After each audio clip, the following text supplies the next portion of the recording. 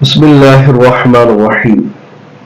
அல்லாஹ் நல்லடியார்களே, பெரியோர்களே, அன்புக்குரியோர்களே, இன்று ஒரு 3 விதமான வித்தியாசமான ஹதீஸை பார்க்க போகிறோம். முடிந்த அளவு சுருக்கமாக. ஒன்று, ரசூலுல்லாஹி ஸல்லல்லாஹு அலைஹி வஸல்லம் சொன்னாங்க, ஃபஷுஹுன் முதாஉன். ஷுஹ் என்று சொன்னால் கஞ்சத்தனம், வாழ்க்கையில இருக்கக்கூடாத ஒரு விஷயம் என்று சொன்னால் கஞ்சத்தனம். இதுக்கு முழு சமூகத்துல இன்று பரவி கிடக்குது. எந்த அளவிற்கு என்று சொன்னால் ஃபர்ஸான ஜகாத்து கூட கொடுக்க முடியாத அளவிற்கு கருமித்தனம் புகுந்து இருக்கிறது என்று சொன்னால் மிகை அல்ல. கருமித்தனத்தின் காரணமாக பல பேர் பெற்றோர்களை பார்ப்பதில்லை, உறவினர்களை பார்ப்பதில்லை, சொந்த சகோதர சகோதரிகளை பார்ப்பதில்லை. நபி அவர்கள் சொன்னார்கள், கருமித்தனம் ஷுஹ் என்பது இஸ்லாத்திற்கு எதிர்ச்சொல். அப்படிப்பட்ட ஷுஹுன் முதாஉன். ஆனா இங்க என்ன சொல்றாங்கன்னா, ரசூலுல்லாஹ் தான் பின்பற்றக்கூடிய கருமித்தனம், கருமித்தனமே இருக்கக்கூடாது என்பது மார்க்கம் சொல்கிறது. ஆனால் தான் பின்பற்றக்கூடிய கருமித்தனம் ஒருவருக்கு வந்துவிட்டால் அவன் வாழ்க்கை அழிவது நிச்சயமாகிவிடும், உறுதியாகிவிடும். இரண்டாவது, வஹவன் முத்தபஉன். மனோ இச்சையை பின்பற்றக்கூடியவன், பின்பற்றக்கூடிய மனோ இச்சை. எனக்கு ஆசை அதனால பண்ண, எனக்கு மோகம் அதனால அந்த விஷயத்தை செய்தேன். இப்படி எல்லாரும் இது தன்னுடைய மோகத்தின் பால், தன்னுடைய ஆசையின் பால். அந்த மோகமும் ஆசையும் அல்லாஹ்வுக்கு ஆகுமா ஆகாதா அதை பத்தி கவலை இல்லை. வட்டி எனக்கு வருது, அல்லாஹ்வுக்கு ஆகுமா ஆகாதா அதை பத்தி கவலை இல்லை. மது எனக்கு இன்ட்ரெஸ்டா இருக்குது, அது ஹராமா ஹலாலா, ஹராம் இருந்தாலும் பரவாயில்ல. தன்னுடைய மனோ இச்சைக்கு அடிமையாகி விடுவது இது அழிக்கக்கூடிய செயலாக இருக்கிறது. மூன்றாவது விஷயம் இருக்கிறது, தன்னை பத்தியே நினைச்சு பெருமையா சொல்லிக்கும். நாளா யாரு தெரியுமா, என்ன யாரு, இறந்த பிறகு எனக்கும் உங்களுக்கும் ஒரே பெயர் தான், அதுக்கு பெயர் மையத், ஜனாசா. அப்படி இருக்கும் பொழுது நீ யாராக இருந்தா எனக்கு என்ன? ரசூல்கள் இறக்கவில்லையா, நபிமார்கள் இறக்கவில்லையா, வலிமார்கள் இறக்கவில்லையா, சஹாபாக்கள் இறக்கவில்லையா? இவர்களை விட உயர்ந்தவர் உலக படைப்புகள்லயே யாரும் கிடையாது, அல்லாஹ்வை தவிர. அவங்களாம் நம்மளை விட்டு போயிட்டாங்க, நம்ம போக போறோம் இல்லையா? கண்டிப்பா போக போறோம்.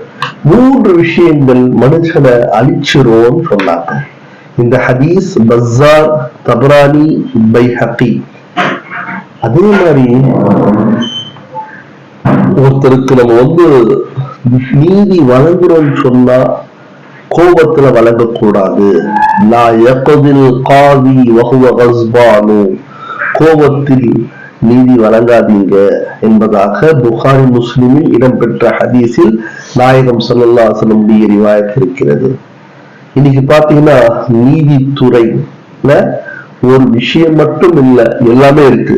அது என்ன? நீதிதான் இல்ல, உண்மைதான் இல்ல, உறுதியான விஷயங்கள் தான் இல்ல, நியாயம்தான் இல்ல. நீதிமன்றங்களில் நியாயங்கள் இல்லை, உண்மைகள் இல்லை.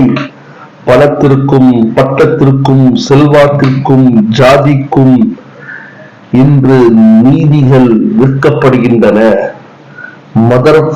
மதத்தை பார்த்து ஒரு தீர்வு, ஜாதியை பார்த்து ஒரு தீர்வு, அவனுடைய பரம்பரையை பார்த்து ஒரு தீர்வு என்று நீங்கள் செய்வீர்கள் என்று சொன்னால் உலகம் அழிந்துவிடும், ஆகிரத்தும் அழியும். நீதிமன்றங்களில் பற்றாக்குறை, நீதிபதிகள் அல்ல, நீதிதான் பற்றாக்குறை. அப்படி இருக்கக்கூடிய சூழ்நிலையில கோபத்துல நீதி வழங்காதீங்கன்னு சொன்னாங்க ரசூலுல்லாஹ். இன்னைக்கு வரக்கூடிய கேஸுக்கு, வரக்கூடிய விஷயங்களுக்கு, பிரச்சனைகளுக்கு முன்கூட்டியே தீர்ப்பை எழுதிவிட்டு, முன்கூட்டியே தீர்ப்பை உருவாக்கிவிட்டு பிரச்சனைகளை உருவாக்குகிறார்கள். தெரியுமா? இதுதான் நீதியா? இதுதான் நேர்மையா? இதுதான் நியாயமா? இதுதான் அதுலா? இதுதான் இன்சாஃபா? சரி, இது நீதிமன்றங்கள்னு சொல்றீங்களே, அந்த மட்டும் தான் இருக்குதா?